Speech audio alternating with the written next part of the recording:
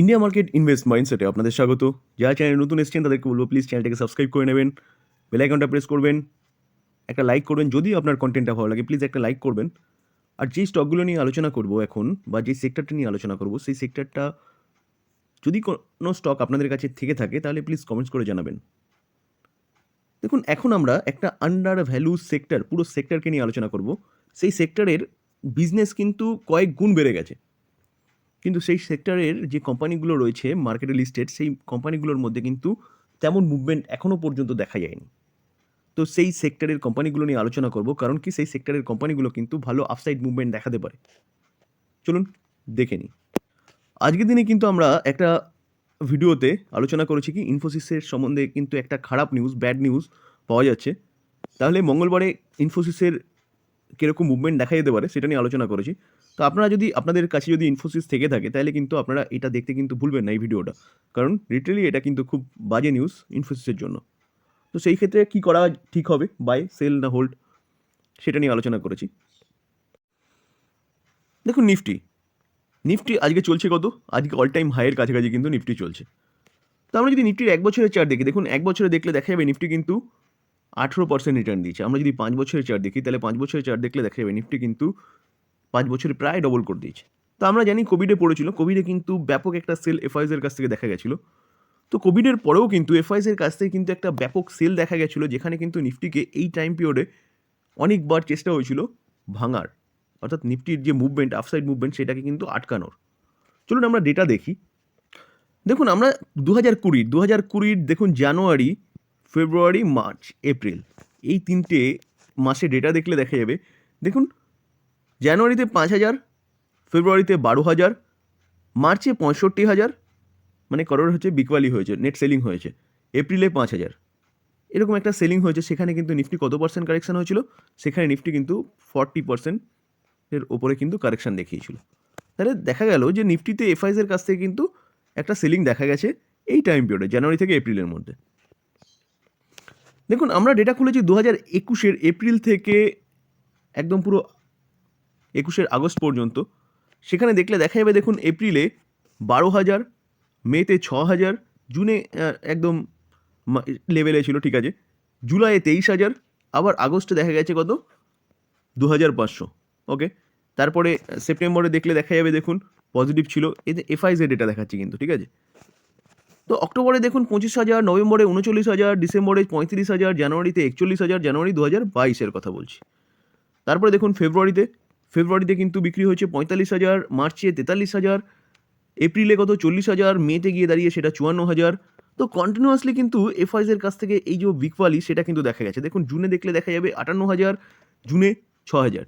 তাহলে নিফটি হচ্ছে এই যে টাইম পিরিয়ডটা দেখালাম আমি, এই টাইম পিরিয়ডে কিন্তু এফআইএসের কাছ থেকে বারবার সেলিং প্রেশার এসেছিলো এবং নিফটিকে টোটালি একটা ভাঙার কিন্তু চেষ্টা হয়েছিল, বা নিফটির আপসাইড মুভমেন্ট যেটা, বা ভারতীয় মার্কেটকে দবিয়ে রাখার কিন্তু একটা চেষ্টা হয়েছিল এফআইএসের কাছ থেকে। এফআইএস কিন্তু সফল হয়নি। কেন সফল হয়নি? কারণ কোভিডে যে বিকওয়ালিটা এসেছিলো তার থেকে কয়েক গুণ বেশি বিকওয়ালি যে আমি টাইম পিরিয়ডটা দেখালাম, এই টাইম পিরিয়ডের মধ্যে এসেছিলো, লিটারালি 1 বছরের ওপরে। কিন্তু তাও কিন্তু ফরেন ইনস্টিটিউশন ইনভেস্টাররা বা এফআইএসরা কিন্তু কিচ্ছু করতে পারেনি আমাদের ভারতীয় মার্কেটকে। কেন করতে পারেনি? কারণ ভারতের মার্কেটে ডোমেস্টিক ইনস্টিটিউশন ইনভেস্টার, আমরা যে ডিআইআই বলি, তারা কিন্তু শক্ত হাতে মার্কেটকে ধরে রেখেছিল। দেখুন, যেই টাইম পিরিয়ডে হচ্ছে এফআইএসরা বিকওয়ালি করেছিল, দেখুন জুলাই 2022 ডিআইএস বাই করেছে কত? 10,000, জুনে বাই করেছে কত?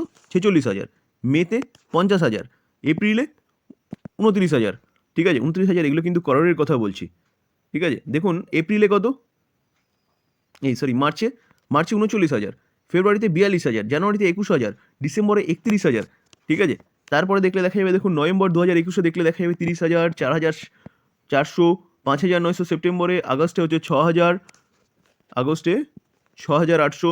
দেখুন তারপরে হচ্ছে দেখলে দেখা যাবে জুলাই হচ্ছে 18,000, জুনে 7,000, মেতে 2,000, এপ্রিলে হচ্ছে, দেখুন এপ্রিল 21 দেখলে দেখা যাবে 11,000 এবং মার্চে হচ্ছে 5,000।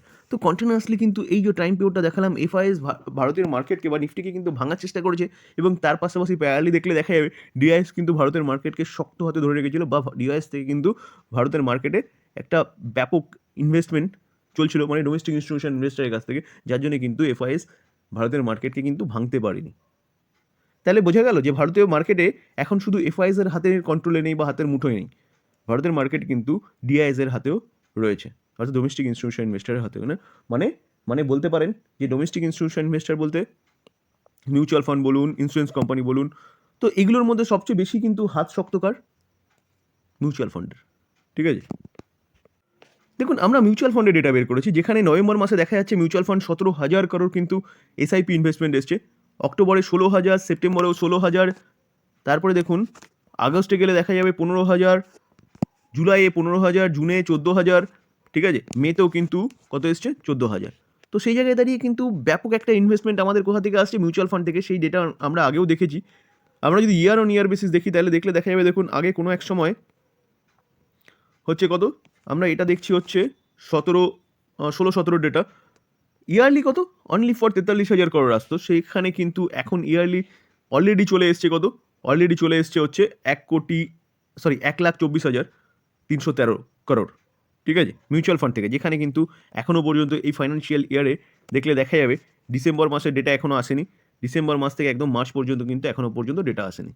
তাহলে ডিআইএস থেকে কিন্তু একটা ভালো, বা ডিআইএসের যে একটা হ্যান্ড বলতে পারেন মিউচুয়াল ফান্ড, সেখান থেকে কিন্তু একটা ভালো ইনভেস্টমেন্ট আসছে, এবং ইয়ার অন ইয়ার বেসিস নয়, মান্থ অন মান্থ বেসিসও কিন্তু কন্টিনিউয়াসলি বাড়ছে, যে ডেটাটা আমরা একটু আগে দেখালাম।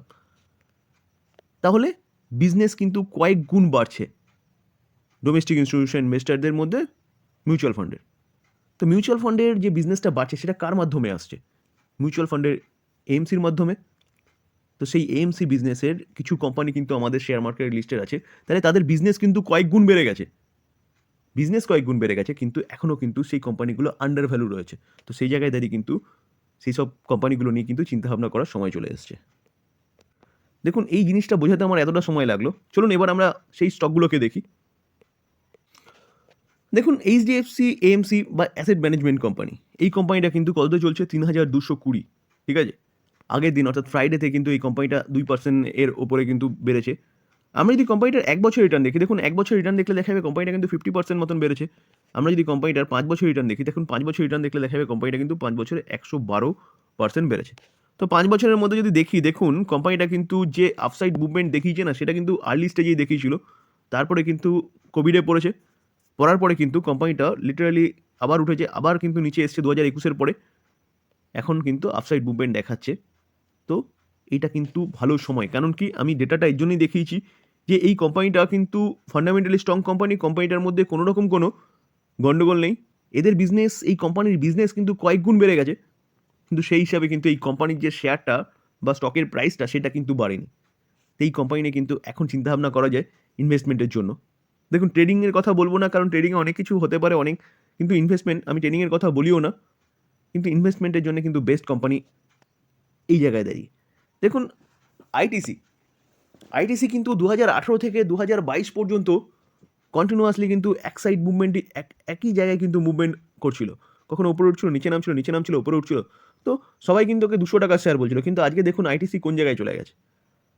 তো এই জায়গায় দাঁড়িয়ে কিন্তু লং টার্মে, ধরুন শর্ট টার্মের কথা 1-1.5 বছর 2 বছরে কিছু নাও হতে পারে, কিন্তু লং টাইমে গেলে কিন্তু সেই কোম্পানির মধ্যে যদি দম থাকে, যেমন আইটিসির মধ্যে দম ছিল বলে আইটিসি আজ কিন্তু ভালো একটা ইনভেস্টারদের কিন্তু ক্যাপিটাল গেইন করে দিচ্ছে। তো এই কোম্পানিটা কিন্তু আস্তে আস্তে আপসাইড মুভমেন্ট দেখাচ্ছে, যেটা আমরা দেখলাম যে কোম্পানিটা 1 বছরে কিরকম 50% মতন কিন্তু ওপরে উঠেছে।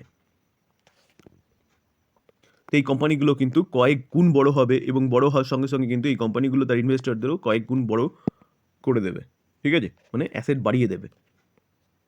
তার পাশাপাশি আপনার Nippon life India asset management, এই কোম্পানি নিয়েও কিন্তু চিন্তা ভাবনা করতে পারি।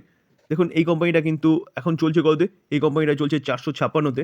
অ্যাসেট ম্যানেজমেন্ট কোম্পানিগুলোর মধ্যে কিন্তু এটাও একটা ভালো কোম্পানি। আমরা যদি এই কোম্পানিটার 1 বছরের মুভমেন্ট দেখি, দেখুন 1 বছরের মুভমেন্ট দেখলে দেখা যাবে কোম্পানিটা কিন্তু কত পার্সেন্ট, 81% রিটার্ন দিয়েছে, ঠিক আছে। আমি যদি কোম্পানিটার 5 বছরের মুভমেন্ট দেখি, দেখুন 5 বছরের মুভমেন্ট দেখলে দেখা যাবে কোম্পানিটা কিন্তু 187% মুভমেন্ট দেখিয়েছে। কোম্পানিটাও কিন্তু অনেকটা টাইম কনসোলিডেট পিরিয়ড করে কিন্তু এখন তার হাইয়ের কাছাকাছি কিন্তু ট্রেড করছে। তো এই হাই ব্রেক করলে আশা করা যায় কোম্পানি কিন্তু আরও ভালো আপসাইড মুভমেন্ট দেখাবে, ঠিক আছে। কোম্পানি দেখলে দেখা যাবে, দেখুন 2020 যে ফেব্রুয়ারি, সেই সময় কিন্তু কোভিড ছিল, কোভিডের সময় যখন ক্র্যাশ হয়েছিল সেখান থেকে মুভমেন্ট দেখেছে, 2021-এর পরে কিন্তু এই কোম্পানিটাও নিচে এসছে, ঠিক আছে, এখন কিন্তু কোম্পানিটা আবার উপরে উঠছে। তো সেই জায়গায় দাঁড়িয়ে কিন্তু এটাও সঠিক সময় এই কোম্পানি নিয়ে চিন্তাভাবনা করার। দেখুন আমি কোনো বাই রেকমেন্ডেশন দিচ্ছি না, আমি নতুন নতুন কোম্পানিগুলো আপনাদের সামনে তুলে ধরি, যেই কোম্পানিগুলোতে আপসাইড মুভমেন্টের অপরচুনিটি আছে। এই ভিডিওটা আপনাদের হেল্প করবে, কিন্তু আপনার ডিসিশন আপনাদের নিজে নিতে হবে, ঠিক আছে? আমি কোনো বাই সেল রেকমেন্ডেশন দিচ্ছি না, কারণ আমি সেবি রেজিস্টার্ড কোনো পার্সন নই। আমি জাস্ট আলোচনা করছি যাতে আপনাদের হেল্প হয়, ঠিক আছে? তো এই কোম্পানিটাও কিন্তু আপনি চিন্তাভাবনা করতে পারেন। এরপরে যে কোম্পানি নিয়ে আলোচনা করবো সেই কোম্পানির নাম হচ্ছে ইউটিআই এএমসি বা অ্যাসেট ম্যানেজমেন্ট কোম্পানি। এই কোম্পানিটাও কিন্তু মিউচুয়াল ফান্ডের কাজ করে। এই কোম্পানিটার দেখুন 1 বছরের চার্ট দেখলে দেখা যাবে কোম্পানিটা কিন্তু 1 বছরে মাইনাসে আছে, ঠিক আছে? কোম্পানিটা দেখুন 1 বছরের চার্ট দেখলে দেখা যাবে কিন্তু এখান থেকে কন্টিনিউয়াসলি পড়েছিল। পড়ার পরে কিন্তু কোম্পানি ভালো আপসাইড মুভমেন্ট দেখিয়েছে। সেটা দেখলে দেখা যাবে কত অ্যাপ্রক্সিমেট বলা যেতে পারে 35%, 34%, 40% এরকম একটা 35-36% কিন্তু একটা আপসাইড মুভমেন্ট দেখিয়েছে।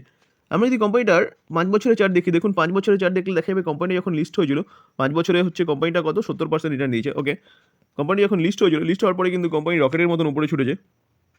ছোটার পরে তারপরে কিন্তু নিচে এসছে, নিচে আসার পরে কিন্তু এখন কোম্পানিটা আবার আপসাইড মুভমেন্টের দিকে যাচ্ছে।